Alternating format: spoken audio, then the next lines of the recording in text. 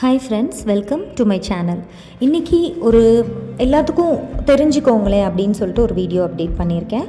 நம்ம லைஃப்பில் என்னென்னு பார்த்தீங்கன்னா, திடீர்னு நம்மளுக்கு பல பிரச்சனைகள் வரும். என்னென்னா, நான் மணியை பற்றி சொல்லலை, நம்மளுடைய ஹெல்த்தை பற்றி சொல்கிறேன்.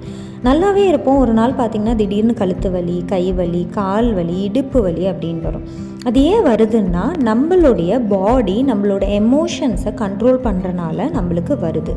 எமோஷன்ஸா அப்படின்னு என்னன்னு கேட்குறீங்களா? அதாவது கோபம் வரும்போது நிறைய பேர் கவனிச்சிருப்பீங்க, நம்மளுக்கு தலை வலிக்கும், மார்பு வலிக்கும். அதே மாதிரி கழுத்து வலி எதனாலன்னு பார்த்தீங்கன்னா, நம்ம மேலே நிறைய ரெஸ்பான்சிபிலிட்டிஸ் திணிச்சிக்கிற மாதிரி. சந்தோஷப்படும் போது பாருங்களேன், நம்ம உடம்பே அப்படியே பயங்கர பிரிஸ்காக ஒரு மாதிரி பூரிப்பாக இருக்கும். ஸோ இதை நம்ம எதனாலையுமே நம்ம கட்டுப்படுத்த முடியாது. இதை ஒரே ஆள் தான் கட்டுப்படுத்த முடியும், கடவுள். ஸோ நம்மளுக்கு எந்த சுச்சுவேஷன் நடந்தாலும் அதை எப்படி ஓவர் கம் பண்ணி அதை எப்படி பேலன்ஸ் பண்ணுறதுன்னு நம்ம நினச்சோம்னா போதும். நம்ம உடம்பு நம்ம கையில் இருக்கும். இதில் பாருங்களேன், இரும்பு தன்னைத்தானே அழிச்சிட்டாலே போகுமே தவிர வேறு யாராலையும் அதை அழிக்க முடியாது.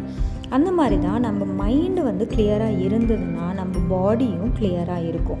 அதனால் எல்லோரும் ப்ராப்ளம்ஸ் வருதுன்னு நினைக்காம அதுலேருந்து ஏதோ ஒரு லெசன் வருதுன்னு நினச்சிக்கணும். ஸோ நம்ம ஒரு சில விஷயத்தை நம்ம கட்டுப்படுத்தும் போது அதனுடைய விளைவு தான் நம்ம உடம்பில் காமிக்குது.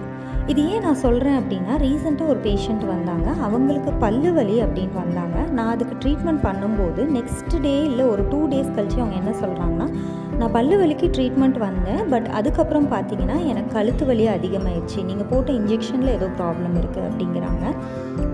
பட் அது ரீசன் இல்லை. நான் அவங்கக்கிட்ட பொறுமையாக உட்காந்து பேசும்போது தான் தெரியுது, அவங்க வீட்டில் அவ்வளோ ரெஸ்பான்சிபிலிட்டிஸ் இருக்குது.